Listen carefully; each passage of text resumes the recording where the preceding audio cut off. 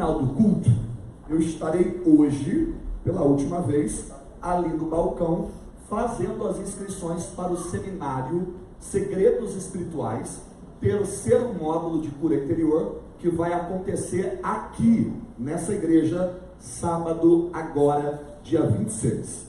Então nós iremos iniciar, já recebendo o povo que vai fazer, 8 horas da manhã. Então, 8 horas, os portões já estarão abertos, para você já pegar a fila, recolher seu material e escolher o melhor lugar aqui dentro da nave da igreja, para você passar momentos que irão trazer mudança para todas as áreas da tua vida. Diga comigo, eu creio. 9 horas iniciaremos o terceiro módulo de cura interior e iremos até as 16 horas. Aqui você terá café, aqui você terá a oportunidade de almoçar e outra coisa, alcançar um alto nível de conhecimento, a fim de aprimorar as ferramentas, os dons e os talentos que Deus já te deu. Você sabe, ministério Deus dá, unção Deus derrama, só que conhecimento você busca. E todo conhecimento, ele traz proteção e ele traz libertação. E toda conquista, ela sempre será proporcional ao seu nível de conhecimento. A própria Bíblia diz, a igreja está sendo destruída porque está faltando conhecimento. A Bíblia diz, transformai-vos pela renovação do teu conhecimento. Diga comigo, eu preciso sair da ignorância. Você está entendendo? Existe mais de 300 milhões de pessoas. Quantas milhões de pessoas eu disse? Em depressão. Você acredita? E a maioria das pessoas que estão em depressão antes sofreram um transtorno generalizado de ansiedade. Então você vê que o número de pessoas que estão em depressão antes sofreram de ansiedade. Então maior é o número de pessoas que saíram da ansiedade para a depressão do que de pessoas com depressão para a ansiedade. E toda pessoa depressiva conta que teve pelo menos 2 ataques de pânico. Estamos vivendo em um tempo que quem tem saúde emocional pode ostentar, porque as pessoas estão tão doentes psicologicamente, emocionalmente, sentimentalmente, que agora nós temos até um mês para alertar a sociedade em relação a quem não está bem, que é o Setembro Amarelo, que comprovou esse ano que a cada 1 segundo, né, uma pessoa pensa em se matar. Então aí você observa que está cada vez mais difícil lidar com as emoções do ser humano. E quem precisa atuar nessa área? A igreja. Olha para quem está perto de você e diga assim, a igreja é você. E aí você observa as pessoas tendo tanto problema na alma, eu disse tanto problema na alma. Você sabe o que é alma, né? Alma é a sua mente, alma é as suas emoções, alma é a sua consciência, alma é as suas convicções, alma é a sua vontade e a alma é o seu livre-arbítrio. Essas são as 6 esferas da alma. Na mente tem as suas lembranças, as suas memórias, seu consciente, seu subconsciente e o seu inconsciente. Nas emoções tem toda a sua experiência física e toda a sua experiência mental, que são seus sentimentos de alegria, angústia, júbilo, gozo. Aí temos a consciência. É as suas concepções do que é certo e do que é errado, do que é justo e do que é injusto, do que pode e o que não pode. Aí tem as convicções, é onde você sustenta todas as suas opiniões e é onde você entra com a razão. Aí tem a vontade, que é a parte mais difícil de trabalhar na vida de uma pessoa. Às vezes você consegue mudar a fé de uma pessoa, mas você não consegue mudar o comportamento, porque essa pessoa tem vontade. Tem coisa que ela gosta, tem coisa que ela não gosta, tem coisa que ela dá prazer, tem coisa que não dá prazer, tem coisa que ele quer, tem coisa que ele não quer, e o que você quer estraga tudo. Diga, o que eu quero estraga tudo. Então nós não podemos se aproximar de Deus por causa daquilo que a gente quer. A gente tem que se aproximar de Deus por causa daquilo que Ele é. Quem está entendendo, diga eu. E aí nós temos a 6ª esfera da alma, que é o livre-arbítrio. E é no livre-arbítrio que mora algo chamado responsabilidade, que te faz responsável por você ter essa vida bagaceira que você está tendo. Não vem responsabilizar o diabo não. Olha para quem está perto de você e diga assim, é você que não tomou jeito. Então, como trabalhar essas 6 esferas? Escuta, como trabalhar essas 6? Eu ensino nos seminários de cura interior. Aí eu já participei do primeiro. O que tem? Eu já participei do segundo. O terceiro não tem nada a ver. Diga comigo, Senhor, me ajuda. Ó, nesse seminário, uma das coisas polêmicas que eu vou abordar vai ser constelação familiar. Eu disse constelação familiar. Não sei se vocês já ouviram falar de constelação familiar, mas ela foi aprovada pelos tribunais. E agora o tribunal está usando a constelação familiar para trazer o julgamento às vítimas. Para você que não sabe o que é a constelação familiar, é uma teoria de Bert Hellinger e de Sophie Hellinger, que estão viajando o mundo tratando o campo como uma psicografia humana.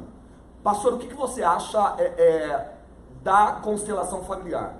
Eu acho muito importante você que tem entendimento bíblico conhecer a teoria, mas não constelar.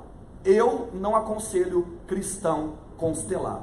Ah, mas eu fui convidado para constelar. O que você acha? Não constele. Não constele e nem tenha o sonho de ser um constelador. Ah, do que você está falando? Vou falar no seminário. Outra coisa, eu vou falar sobre Theta Helix, viu? Que agora é o grito da moda em São Paulo, é Theta Helix. Que são os 32 pontos na cabeça, usado pela física quântica para mexer com as emoções da pessoa. Tem gente pagando um absurdo para fazer tratamento aí de Theta Helix. Esses dias eu estava no cabeleireiro cortando o cabelo, de repente ele começou a praticar o Theta Helix na minha cabeça. Eu falei pro cabeleireiro. Ele falou, o que foi? Eu falei, por que você está usando a técnica da física quântica do Theta Helix na minha cabeça? Ele falou, não, eu percebi que você está meio estressado. Eu falei, só que isso eu resolvo no altar, não precisa fazer isso não. Aí ficou todo cegado. Ele falou, você conhece a técnica? Eu falei, conheço. Tem pessoas que convulsionam na técnica de Theta Helix. E eu vou falar também sobre outras técnicas que estão sendo usadas aí para alcançar a tua alma. Olha para quem está perto de você e diga assim, vigia. Porque o adversário não está brincando. Ó, eu vou falar sobre ligamento e desligamento de alma. Não somente de maneira ágape, fraterna e eros, mas vou falar através das relações sexuais sem camisinha. Ou seja, olha para quem está perto de você e diga assim, o conhecimento te levará a níveis maiores. Olha para quem está do outro lado também, que você não conhece também, já aproveita, olha para quem está do outro lado e diga assim, ó, se sentir, paga a inscrição para mim. Agora disfarça que você nem conhece essa pessoa, ficou mal jeito. No final do culto eu vou estar ali no balcão. Hoje é o último dia das inscrições. Fez, não fez, vai ter que esperar agora só o ano que vem. Então, não perca essa oportunidade de você estar aqui conosco, recebendo orientações que te levará a romper emocionalmente, sentimentalmente e te ajudará nos seus circuitos emocionais a lidar com a tua família, teu marido, seus filhos, teu patrão e uma galera aí que está quase deixando você louco. Aí no teu lugar, diga comigo, Senhor, me ajuda a correr atrás de conhecimento. Quem acredita no conhecimento que liberta, aplaude mais uma vez a Jesus.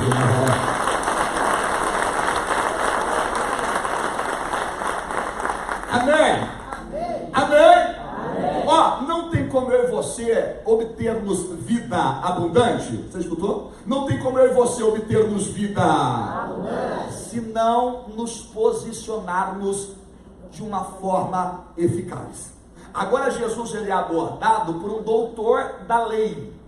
Entendeu o que eu disse? Ele é abordado por um doutor da lei. Por um doutor da lei. E a hora que ele é abordado por um doutor da lei, esse doutor da lei, que era mestre na Torá, mestre nas leis do Velho Testamento, ele chega até Jesus e questiona Jesus. E o questionamento é esse: o que eu tenho que fazer para herdar a vida eterna? Sacou? O que eu tenho que fazer para herdar a vida eterna? Jesus, sabendo que ele era um doutor da lei, que ele sabia a Torá de trás para frente, que ele sabia sobre todos os preceitos, todas as leis de Moisés, Jesus usou o conhecimento dele para que ele mesmo se respondesse. Olha para quem está perto de você e diga assim: o Senhor sempre vai usar o que você tem para te dar vitória.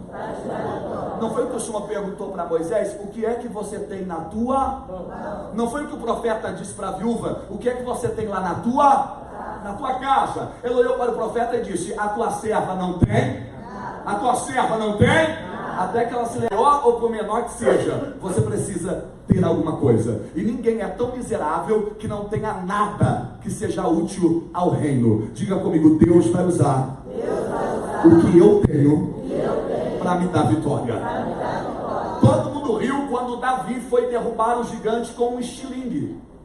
Todo mundo zombou quando ele foi brigar com o gigante segurando e ele conseguiu derrubar o gigante, sim ou não? Sim. Não importa se as pessoas acreditam ou não naquilo que está na minha e nas suas mãos. Deus vai usar o que eu e você temos. Deus vai usar o que eu e você temos. Deus vai usar o que eu e você temos para nos dar vitória. Diga comigo, eu creio. Jesus usou o conhecimento que ele tinha. Aqui ó, eu disse que Jesus usou o conhecimento que ele tinha para que ele se respondesse. Eu vou pedir para a galera da mídia, Bruno, tenta colocar para mim Deuteronômio, capítulo de número 6. Jesus usou o que ele tinha lá do Velho Testamento para dar a resposta. Deuteronômio 6, verso 5, por favor. Olha lá, olha o que Jesus diz para ele. Não está escrito, não, é 6, 5, estava certo. Isso. Amará, pois, o Senhor teu Deus de todo o teu coração, de todo o teu coração, e de toda a tua alma, e de todas as suas forças. Jesus lembrou esse doutor da lei desse texto, de Deuteronômio 6, 5. Aí ele levou o doutor da lei, lá em Levíticos, Bruno, capítulo de número 19 de Levíticos, por gentileza, verso 18. Ele traz lá da Torá. E ele traz isso aqui, ó. Não te vingarás, nem guardarás ira contra os filhos do teu povo, mas amarás o teu próximo, mas amarás o teu próximo como a ti mesmo. Eu sou o Senhor.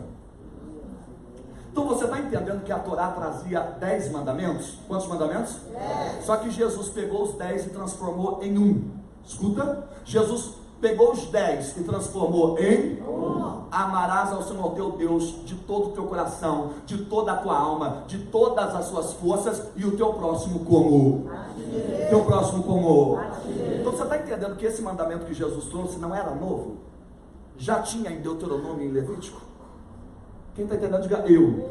Aí Jesus trouxe um novo mandamento? Não, ele só resumiu os 10 em um que já existia, que é amar o Senhor Deus de todo o teu coração, com toda a tua alma, com toda a tua força, e o teu próximo como a ti.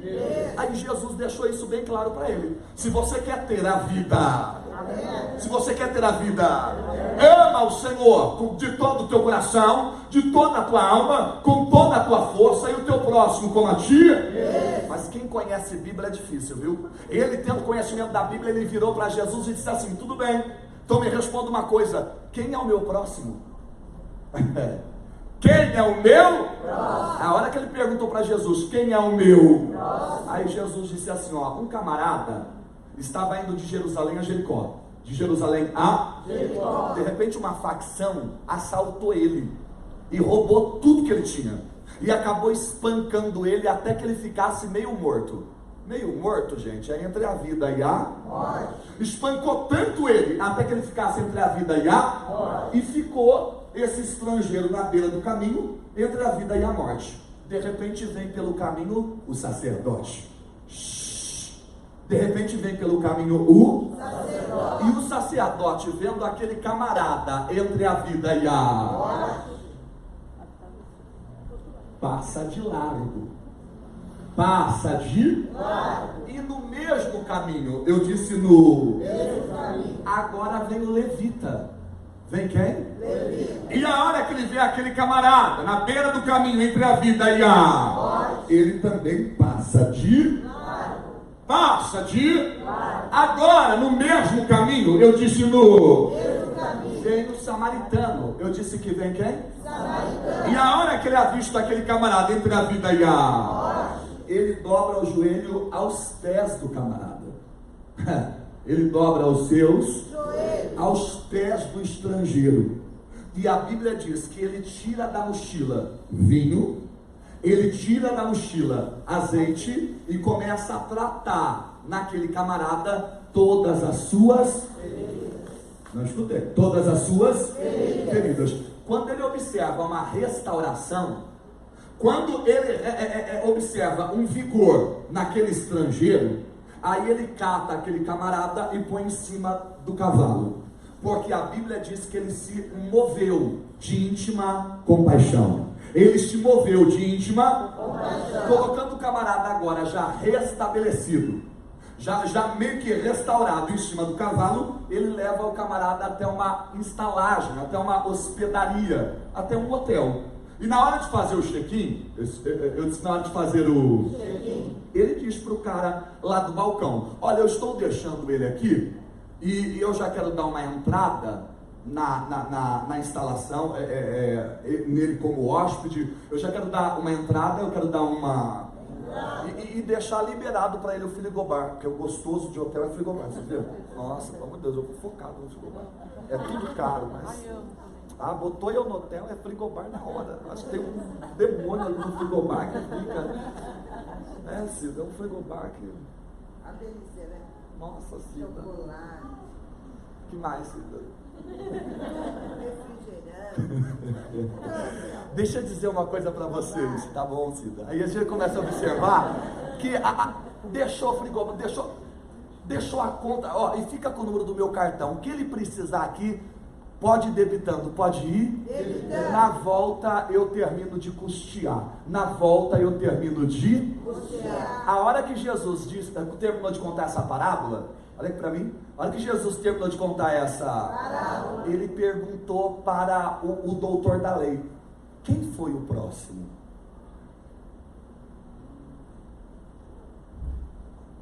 Quem foi o próximo?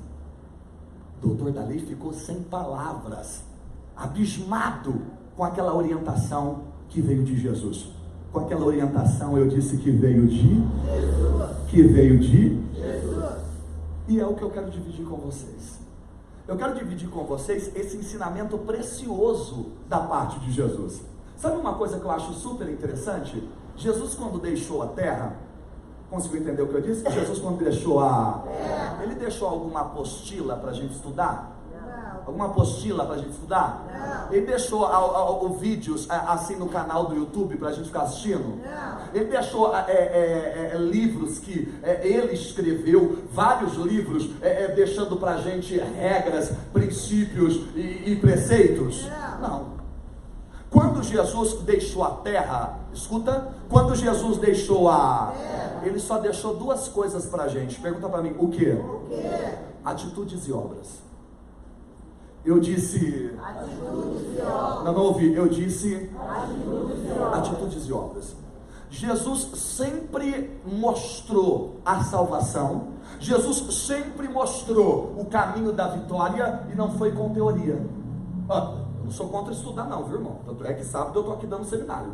Eu não sou contra a teoria. Eu sou contra aquela pessoa que acha que é só a teoria que vai levar ele para o céu, que é a teoria que vai salvar ele. Olha para quem está perto de você e diga assim: Jesus não deixou teoria. Ele deixou atitudes e obras. Sabe por quê, irmão? Porque não adianta eu ter teoria e eu não ter atitudes e... Agora, se eu tenho atitudes e... não preciso nem de teoria. Uma certa vez eu ouvi uma pessoa dizendo: prega o evangelho para alguém, e por último, e se for preciso, usa a Bíblia. Aqui ó, prega o evangelho da salvação para alguém, e se for necessário, usa a Bíblia. Se for necessário, use a Bíblia. Então como é que prega o evangelho da salvação para alguém sem a Bíblia? Só se for necessário usar a Bíblia. Simples, com atitudes e obras. Com atitudes e... não adianta você ter Bíblia, se no teu dia a dia você não vive ela. Não adianta você andar com ela debaixo do subaco, para cima e para baixo, e dia a dia você é essa bagaceira, sem esse kit Exu. Olha para quem está perto de você e diga assim: palavras, arrasta meia dúzia. Testemunho, uma multidão. Quando é que a igreja vai entender que ser usado por Deus não tem nada a ver com dons? Ser usado por Deus não tem nada a ver com dons. Ser usado por Deus tem a ver com caráter. Quem está compreendendo? Diga eu. Diga para quem está ao teu lado: dom não salva. Mais uma vez. Então entenda de uma vez por todas: dom não salva, dom não salva. Eu e você seremos salvos pelas nossas atitudes e as nossas obras, pelas nossas atitudes e pelas nossas obras, pelas nossas atitudes e pelas nossas obras. Você fica gastando o teu tempo buscando unção. Escuta, unção pode até atrair multidão, mas caráter atrai a Deus. E tudo que Deus espera de mim e de você é atitudes e obras, atitudes e obras, atitudes e... É tanta gente religiosa, é tanta gente com textos na ponta da língua, é tanta gente com teoria, mas na prática não funciona, na prática não dá testemunho, na prática não transparece Cristo. Hoje o Senhor manda eu te dizer: as pessoas têm que me ver através das suas atitudes, as pessoas têm que me enxergar através das suas obras, não é através do quanto você fala, mas através do quanto você faz. E foi isso que Jesus estava ensinando para aquele doutor da lei, que a letra mata, mas o Espírito que nos faz praticar a palavra vivifica. Diga comigo: Senhor, me dê a chance de ter atitudes e obras. E Jesus traz essa parábola para dar a orientação. O camarada de Jerusalém a Jericó sofre um assalto, é espancado e fica no caminho à beira da... Aí vem o sacerdote. Vem quem? Sacerdote. Eu já expliquei para você quem era o sacerdote. O sacerdote, ele era diferente do profeta e era diferente do rei. O rei era aquele que Deus levantava para governar uma nação sentado no trono. O profeta era aquele que Deus levantava em uma nação, para trazer o céu para a terra, para trazer o céu para de pé. O sacerdote era aquele que Deus levantava na nação para pegar algo da terra e botar no céu, para pegar algo da terra e botar no céu, prostrado. Então o rei era usado por Deus sentado, o profeta de pé e o sacerdote prostrado. Então o profeta trazia o que era do céu para a terra e o sacerdote pegava o que era da terra e levava para o céu. Quem está entendendo, diga eu. Então o camarada que foi levantado por Deus, autorizado e habilitado por Deus para pegar algo da terra e apresentar para o céu, passa pelo caminho. E a hora que ele vê aquele camarada entre a vida e a morte, ele passa de eu não consigo entender uma pessoa que foi autorizada, habilitada por Deus para pegar algo na terra e apresentar para o céu, ver uma situação como essa e passar de... Eu fui estudar quais eram as características que um sacerdote naquela época tinha que o levasse a fazer isso. E aí eu comecei a estudar como era o sacerdote naquela época. Eu disse naquela época, os sacerdotes tinham 3 características. Quantas características? 3. Que os levavam a agir dessa maneira. Porque a pergunta não é como você agiu. A pergunta é: o que é que te levou a agir desse jeito? Quando eu procuro saber o que é que levou a pessoa a agir daquele jeito, eu começo a entender mais a pessoa. Nada vem do nada, irmão. Tudo tem uma origem. Quem está entendendo, diga eu. E aí, estudando, eu observei 3 características no sacerdote da época que o levava a agir dessa maneira. Pergunta para mim, quais? Oi? Quais? O sacerdote tinha o costume, eu disse que ele tinha de olhar para alguém que estava numa situação de dificuldade, de olhar para alguém que estava em uma situação de... como um caso perdido. Então o sacerdote tinha esse hábito de olhar para alguém que estava numa situação difícil e enxergar aquela pessoa como um caso perdido. Não ouvi? Como um caso perdido. A segunda característica do sacerdote daquela época, ele olhava para uma pessoa que estava passando por lutas e por tribulações e ele dizia: essa pessoa tem o que merece, está colhendo o que plantou. Era do sacerdote dizer isso. Ela está passando por isso porque merece. Ele está passando por isso porque merece. Está colhendo o que? Está colhendo o que? E a terceira característica que todo sacerdote tinha naquela época que, na minha opinião, levou ele a agir dessa forma. Pergunta para mim, qual? Todo sacerdote se sentia o melhor. Todo sacerdote se julgava o melhor. Ele se julgava tão melhor que ele tinha a capacidade de enxergar qualquer pessoa de cima para baixo. Está entendendo? Porque a hora que ele passou naquele caminho, viu o camarada entre a vida e a morte, ele passou de...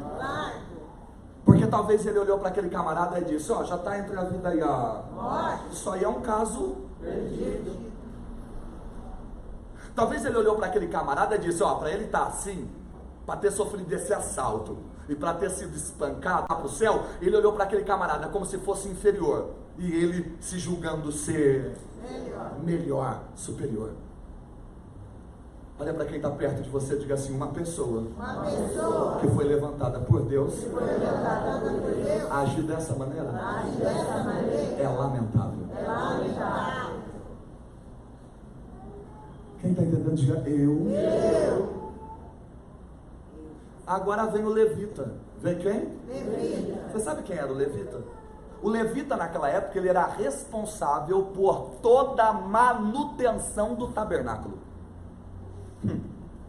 Por toda a manutenção do tabernáculo. Tanto é que o levita tinha que ser sustentado pela igreja, porque ele trabalhava tanto.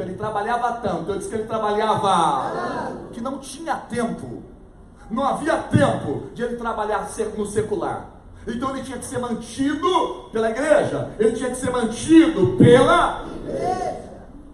Aí você começa a observar que uma das tarefas do levita, além de desmontar e montar o tabernáculo, montar e desmontar, era esquartejar os animais para serem sacrificados a Deus. Porque quando um animal tinha que ser apresentado para Deus, não queria o animal inteiro. Tinha que esquartejar porque tinha parte do animal que Deus não queria. Algumas vísceras Deus não queria, o intestino Deus não queria, Deus queria a picanha, a maminha.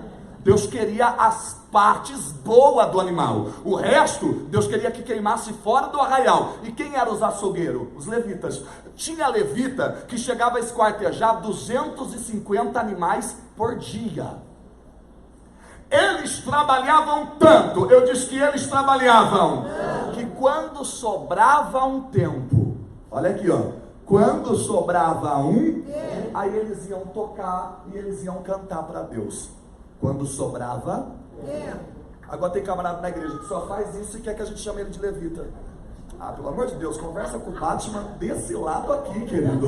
Aí você começa a observar que para mim te chamar de levita, você tem que limpar essa igreja, você tem que organizar as cadeiras dessa igreja, você tem que escovar esse tapete, você tem que trocar as baterias do microfone, você tem que limpar toda essa igreja. Aí depois, se sobrar tempo, você toca.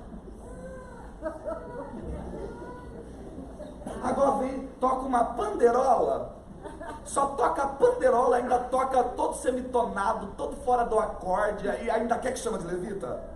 Ah, pelo amor de Deus, vai chupar prego. Aí você começa a observar que eles eram levitas porque tinham tarefa, tinha ocupação, tinha serviço. Quem está entendendo, diga eu. Um camarada tão ataredo, tão ocupado, com uma agenda tão de serviços para a hora que vê um camarada entre a vida e a morte, ele passa de Agora deixa eu te perguntar, onde está o valor de estar tão atarefado para Deus? Onde mora o valor de estar tão ocupado com Deus? Onde está o valor de ter uma agenda tão cheia na obra de Deus? Se o que tem significado, ele não para fazer. Verdade. Aí eu fui estudar sobre o levita. E aí eu comecei a estudar as características que existiam nele, que levou ele a agir dessa forma. E eu também encontrei 3 características. Pergunta para mim, quais? Oi? Quais? Vamos lá, classe, mas mais força. Quais? A primeira característica que levava o levita, talvez levou o levita a agir dessa maneira. Escuta, ele trabalhava tanto, ele tinha tantas tarefas, ele era tão ocupado, ele era tão agendado, que ele olhava para todo mundo como se todo mundo não fizesse Nada. Esse é o problema de quem faz muito. Acha que ninguém faz Nada. Esse é o problema de Marta, que lava a louça, encera a casa, arruma as camas, lava o banheiro. É que ela olha para Maria adorando Jesus e acha que Maria é vagabunda preguiçosa. Ô irmão, se for para você trabalhar muito, para ficar apontando quem não faz, faz, mas quem decide quem faz muito e quem não faz nada é Deus. Você fica quietinha, tá bom? Quietinha. Aí você começa a observar que a hora que Marta vai criticar Maria para Jesus,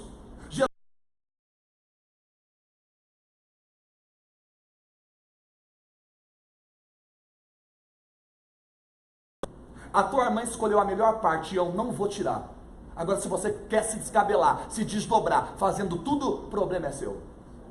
Essa é a minha versão, tá? Olha para quem está perto de você e diga assim: para de querer fazer tudo e acabar não fazendo nada. Hoje o Senhor manda eu dizer para algumas pessoas: determina um foco. Escuta, determina um foco e vai. E vai, e vai. O teu problema é que você quer ler tantos livros e acaba não lendo nenhum. Você tem tantos sonhos e acaba não realizando nenhum.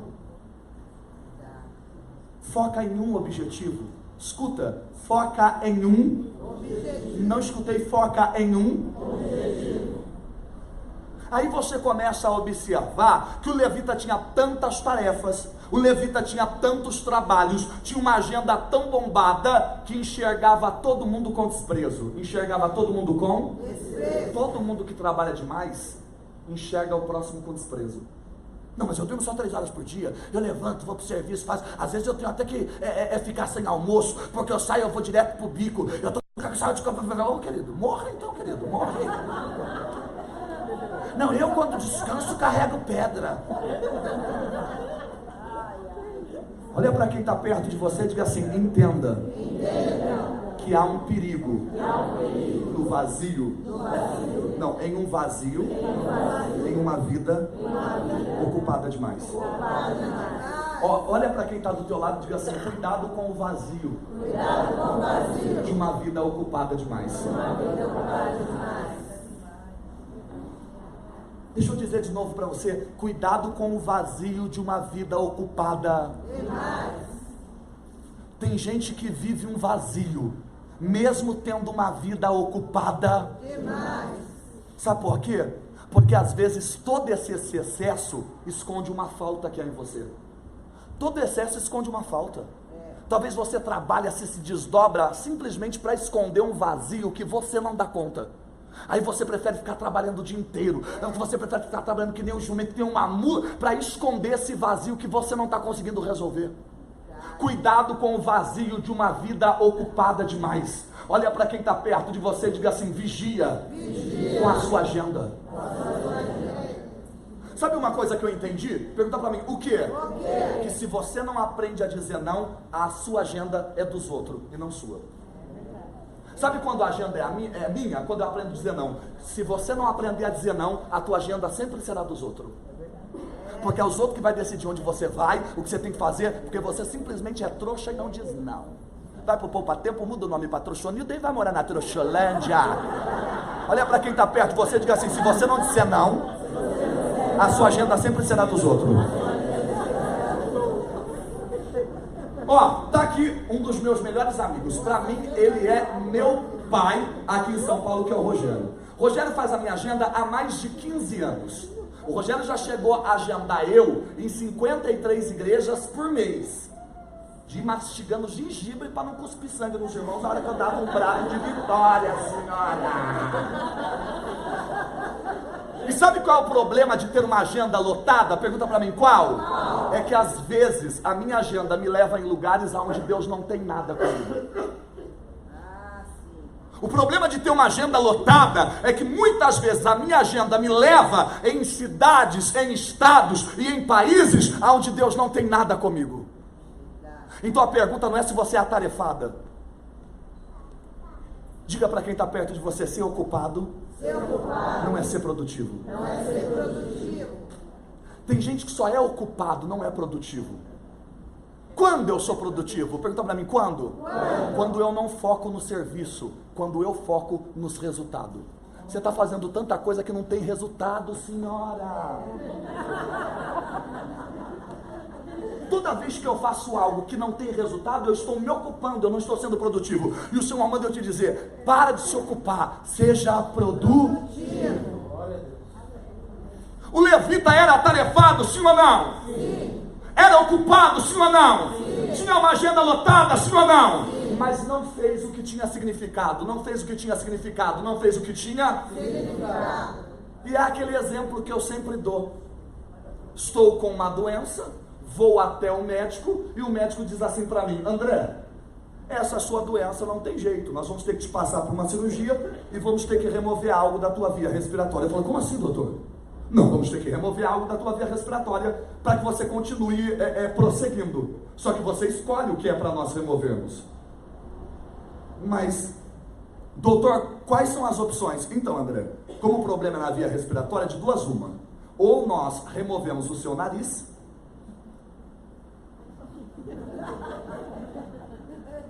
ou nós removemos os seus pulmões.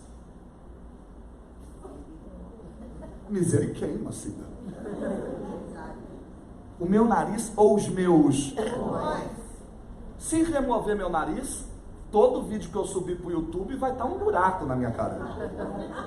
Toda vez que eu tirar uma foto, vai estar um buraco na minha cara. A selfie vai ficar zoada. Então tirar o nariz me complica, sim ou não? Só que se tirar os pulmões, eu morro. Se tirar o nariz, fica um buraco, mas eu ainda vivo. Boto uma máscara, eu faço o quê? O Michael Jackson? Vivo. Agora, se tirar... já é embaçado, já. Uma coisa que é só... Tem nem Chico Xavier que comunica nunca mais. Olha para quem está perto de você e diga assim: o nariz é importante, mas os pulmões têm significado. Então, por mais que seja triste perder que vá o nariz e que fique os pulmões, porque o nariz é importante, mas o pulmão tem significado. Você está entendendo? O levita fazia muita coisa que era importante, mas na hora de fazer algo que tinha significado, ele não fez. A pergunta que eu faço para você é: na tua vida, você é nariz ou pulmão? Você é uma pessoa que foca no que é importante ou você é uma pessoa que foca no que tem significado?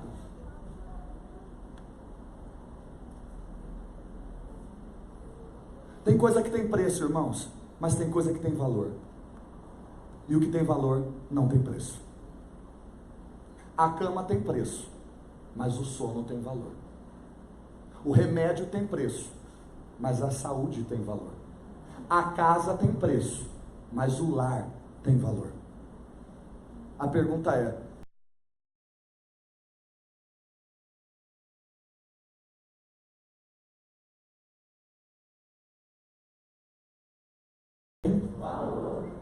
o levita estava tão atarefado, tão ocupado, estava tão agendado, que não parou para fazer aquilo que tinha valor. Não parou para fazer aquilo que tinha valor.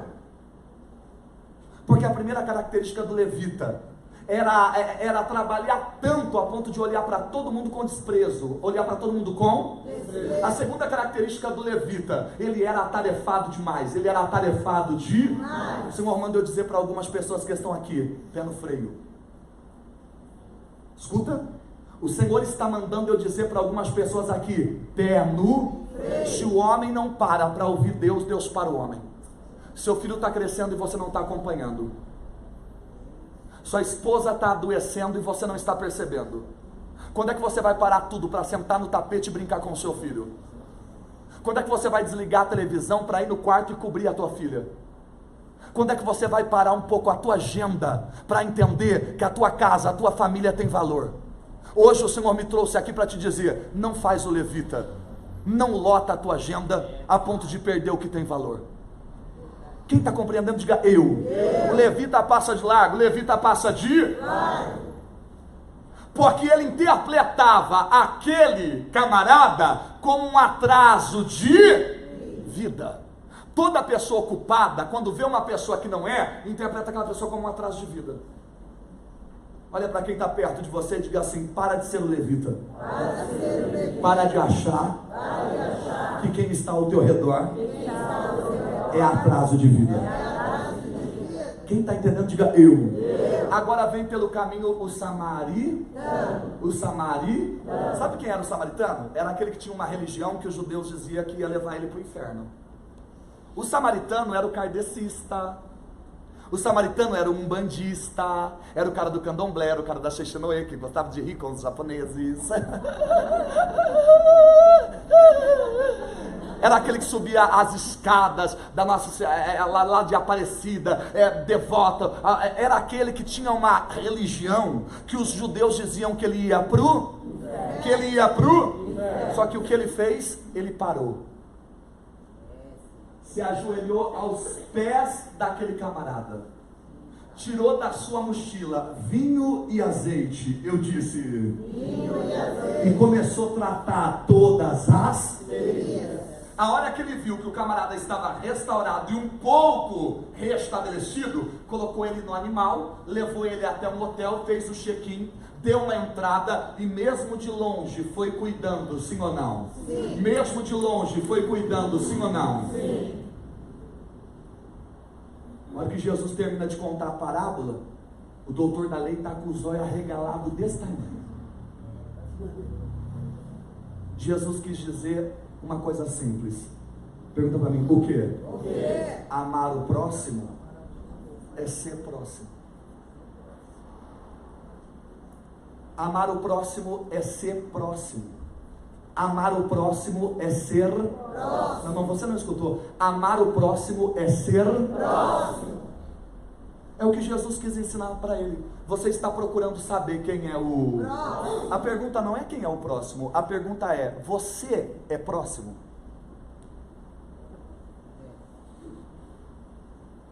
Está todo mundo procurando próximo e ninguém está sendo próximo.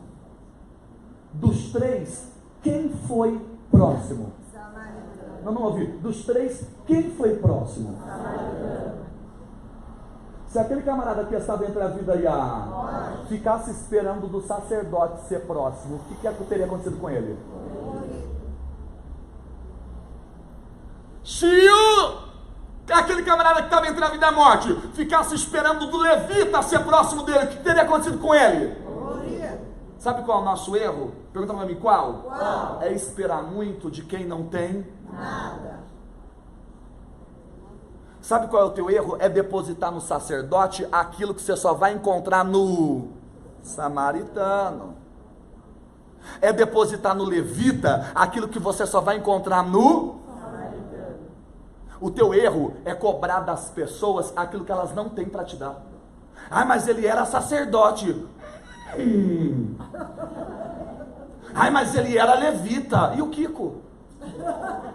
Olha para quem está perto de você e diga assim: para de achar que é só porque é sacerdote, tem título, tem nome, tem renome, tem patente, vai fazer algo por você.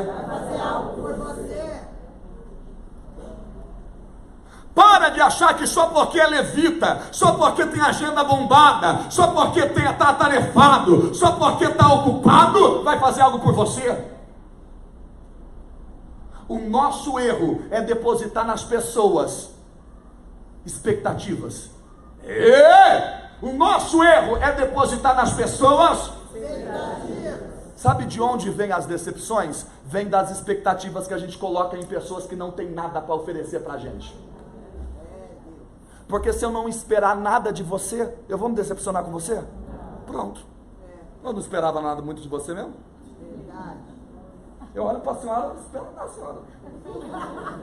Se a senhora aprontar comigo, senhora, a senhora para mim continua sendo o quê? Senhora. Está entendendo, senhora? Eu estou percebendo que a senhora está até senhora. Tá? Você é uma doida. Olha para quem está perto de você e diga assim: para de botar expectativas em quem não pode corresponder. Não, e o teu erro é que às vezes você cobra das pessoas algo que nem você tem. Ah, mas ela não tinha caráter. Você também não tem. Você é mau caráter. Você é um lixo. Fofoqueira, invejosa. Tá cobrando da tua amiga o que nem você tem, amadona. Ah, mas meu amigo é mó caloteiro. E o seu cheque? Seu cheque é tudo maranata. Certamente voltará.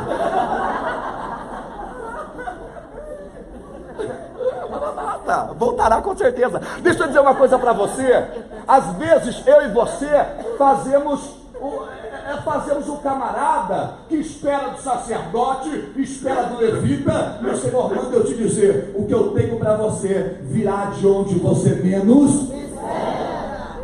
Glória a Deus. A tua vitória eu, Senhor, trarei de quem você menos espera. Ah, mas ele é pastor. E aí? Ah, mas ele é agendado, é famoso, tem que ir. E aí? Irmão, eu cheguei a uma conclusão: não interessa se é sacerdote, não interessa se é levita, o meu socorro virá do Senhor. Deus levanta quem ele achar por bem levantar para me ajudar. Deus levanta quem ele achar por bem levantar para me ajudar. Deus levanta quem ele achar por bem levantar para me ajudar. Eu não estou aqui para escolher, eu estou aqui para aceitar o que Deus tem para mim. O problema é que você quer escolher quem deve te ajudar. Quem era o samaritano? Era alguém que tinha título? Não. Tinha patente? Não. Tinha nome? Não. Tinha renome? Não. Mas tinha o quê? Compaixão. E sabe o que é compaixão? É quando eu me sensibilizo com o que você está passando. Empatia, que é algo que está faltando no meio dos evangélicos crente tipo gospel. Empatia é quando eu vejo você na luta e eu não te vejo como um caso. É quando eu vejo você passando dificuldade e não uso aquela frase: você tem o que você está colhendo o que plantou. Sabe por que a maioria das pessoas prefere achar eu e você como um caso só para não se sentir na responsabilidade de nos ajudar? Sabe por que as pessoas preferem achar que você está colhendo o que você tem o que você só para não estender a mão para você? Que fez os céus e a terra. Mas que essa goma demônia. O teu problema é você ficar esperando do monte, é você ficar esperando do sacerdote. Vem as decepções. Hoje o Senhor trouxe eu e você aqui para nós entendermos: para de esperar muito de quem não tem nada. Ah, mas ele é sacerdote. E aí, irmão? Ah, mas ele é levita. E aí? A Bíblia diz que naquele dia os que pregaram, os que expulsaram demônio, os que curaram, os que tinham cargo, vão ouvir da voz do Senhor: apartai-vos de mim, vós que praticais a iniquidade, eu não vos conheço. Por quê? Tinha tanta teoria, tinha a agenda cheia, era tão ocupado, tinha tanta tarefa, que não era capaz de ter uma atitude e uma obra em relação àquele que estava entre a vida e a morte. Às vezes a gente fica procurando ter do nosso lado o sacerdote e o levita, e a gente se desfaz daqueles a ninguém. É verdade. Às vezes a gente dá tanto crédito para aquela pessoa porque ela tem cursos, ela tem diplomas, e a gente esquece daquela irmã que só fala a língua do emo. Vinhemos, cheguemos, vencemos, botemos. A gente esquece dela. Às vezes você fica do lado daquela que cheira pouca Rabanne, tchuanchu, você esquece daquela irmã que cheira sabão de coco.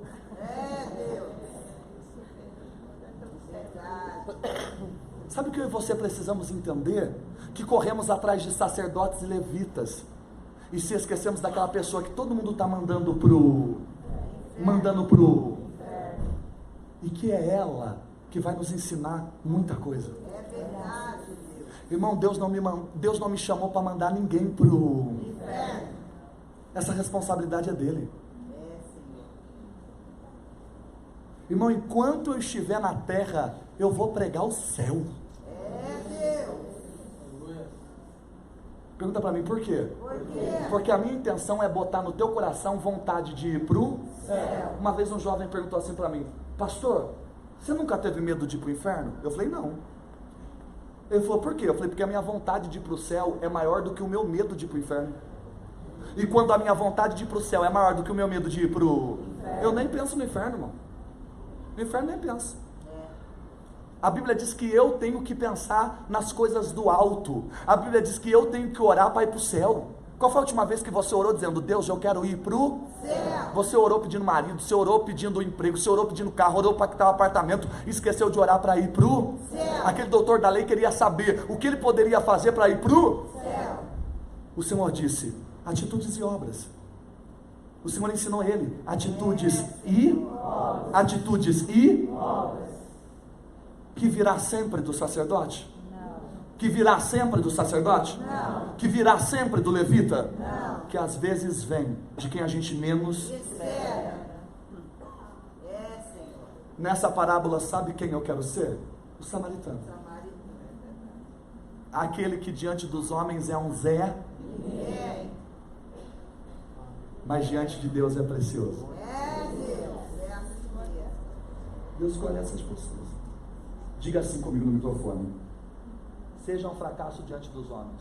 Seja um fracasso diante dos homens. Mas seja um sucesso diante de Deus. Mas seja um sucesso diante de Deus. Amém. Diga para quem está do teu lado, seja um fracasso diante dos homens. O problema é que a gente fica caçando elogio dos outros. Irmão, seja um fracasso diante da sociedade, mas seja um sucesso diante dos olhos de Deus. Irmão, eu não quero mais ser aprovado pelos homens, eu quero ser aprovado por Deus. Enquanto eu estiver buscando a aprovação de Deus, eu não vou me incomodar com a reprovação dos homens. Você pode me reprovar, eu tenho um Deus que me aprova. Você pode não me aprovar, eu tenho um Deus que selou meu ministério. E posso dizer uma coisa para você: Deus não precisa da tua opinião para me fazer viver as promessas dele. Deus não precisa dos seus elogios e dos seus aplausos para colocar eu aonde ele quer colocar. Hoje o Senhor manda eu te dizer: você foi um sucesso você foi um fracasso diante da sociedade, mas eu te levantarei como um sucesso diante dos meus olhos. Só aqueles que acreditam nesta palavra, pode abrir a tua boca e fazer barulho, porque hoje tem coisa de Deus para você neste local.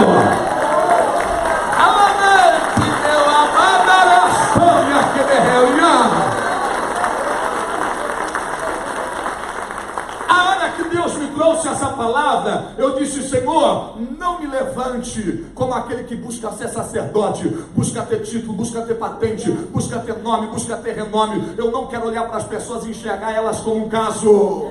Eu não quero ficar usando a expressão cada um tem o que merece, só para me livrar da responsabilidade de estender as mãos para o meu irmão. Eu não quero me sentir melhor do que ninguém. Eu não quero ser o ocupado, o atarefado. Eu não quero ser aquele da agenda lotada. Sabe o que eu quero ser, Pai? Aquele que deixa o que é importante para fazer o que tem significado. Aquele que deixa o que é urgente para fazer o que tem valor. Eu quero parar na estrada. Eu quero parar no caminho e ajudar aquele que está entre a vida e a morte.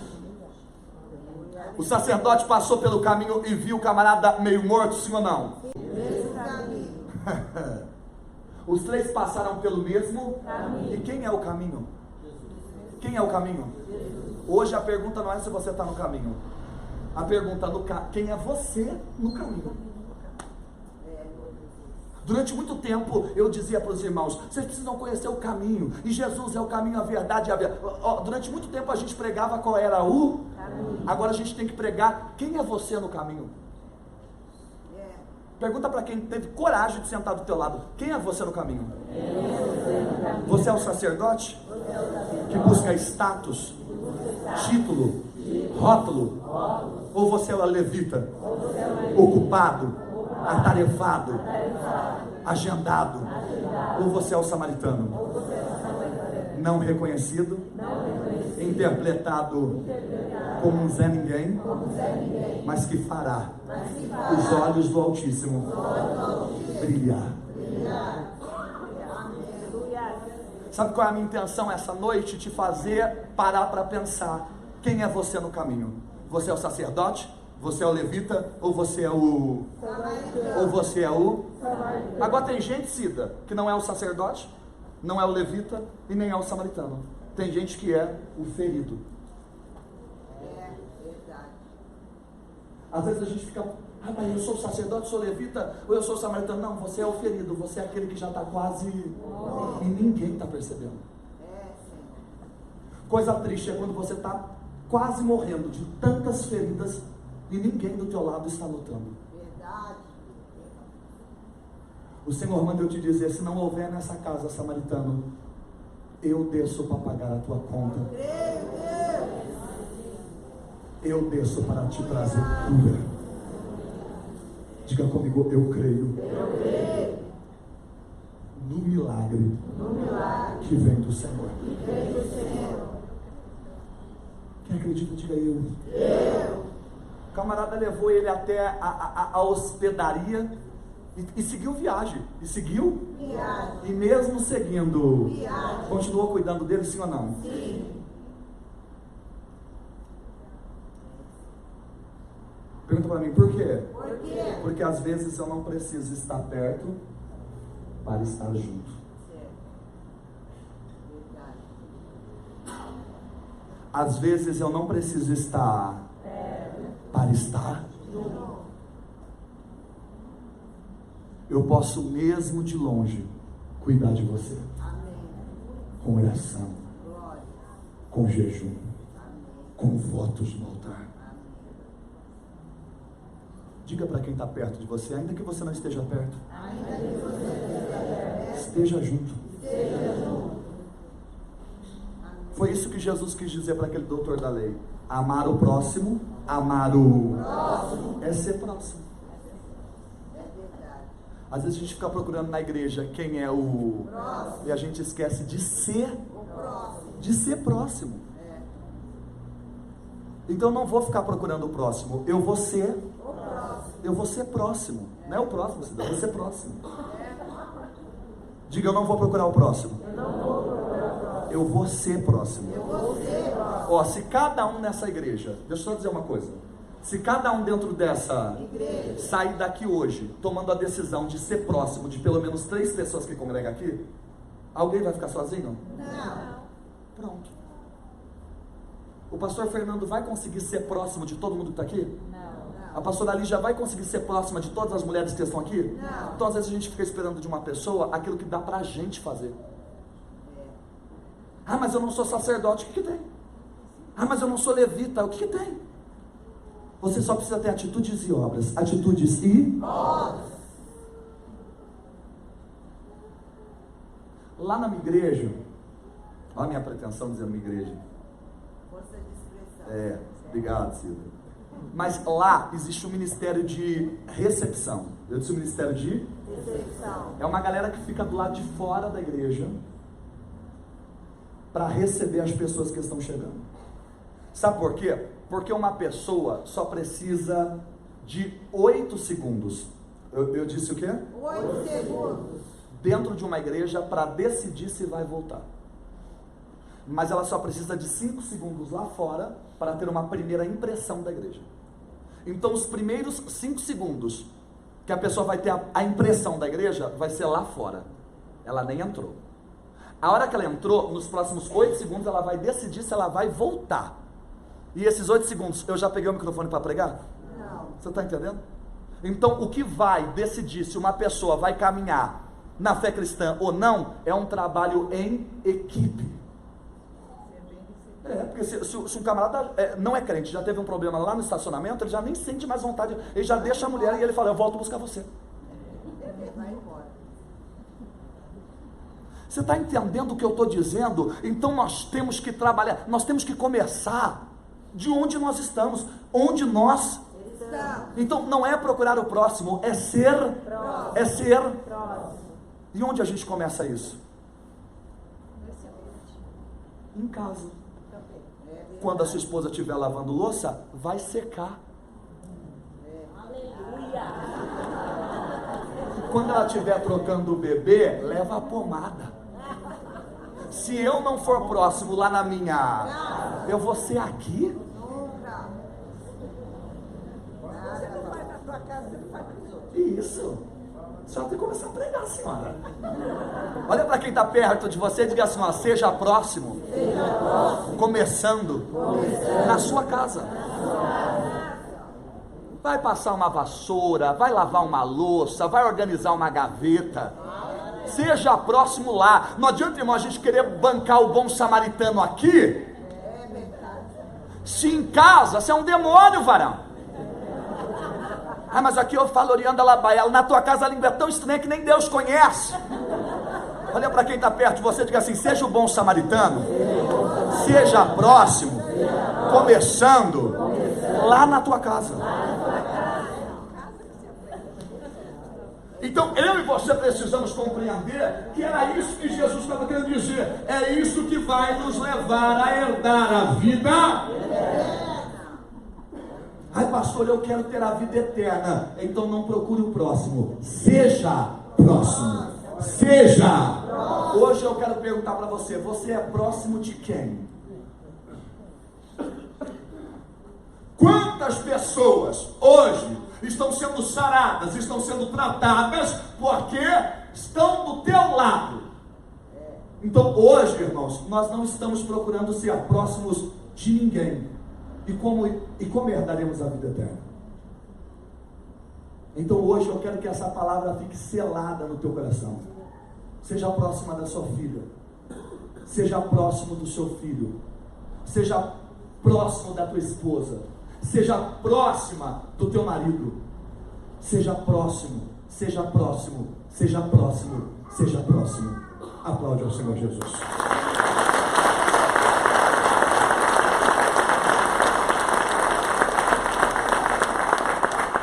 Diga para umas 3 pessoas, amar o próximo é ser próximo. Amar o próximo é ser próximo. Vai dizendo.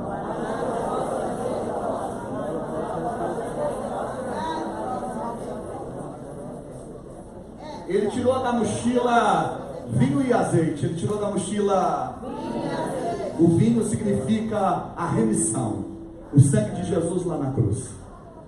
O azeite significa o poder do Espírito. Tem 2 formas de eu conseguir ajudar alguém: apontando para a pessoa a cruz, e em segundo lugar, sendo cheio do Espírito Santo. Nós não iremos conseguir curar ninguém sem o poder do Espírito. Nós não iremos conseguir restaurar ninguém sem o poder do sangue de Jesus. 2 coisas nós temos que ter na nossa bagagem: vinho e azeite. Vinho e azeite. Talvez o sacerdote não tinha, e se tinha, não quis gastar. Tem gente que não quer gastar o que ele tem com a gente. Tem gente que quer nos ajudar sem gastar o que ele tem com a gente. Não há como, irmão. Se eu quiser te ajudar, eu tenho que sair de Sorocaba, vir aqui, gastar o tempo para pregar aqui, depois gastar mais um tempo para voltar. Não tem como ajudar alguém sem gastar o que eu tenho. E hoje em dia ninguém quer gastar nada com ninguém. Você está disposto a gastar o que comigo? Porque ele gastou o vinho e o azeite dele para restabelecer aquele homem. Ajudar é se dispor. Ajudar é se dispor. Ajudar é se... É gastar tempo. É gastar palavras. É gastar, irmão. E eu só consigo isso pelo poder do sangue e pela unção do Espírito Santo. São 2 coisas que Deus vai derramar sobre você hoje: vinho e azeite. Vinho e azeite. E você vai sair daqui essa noite sendo uma bênção. Sendo uma... Se coloca de pé onde você está.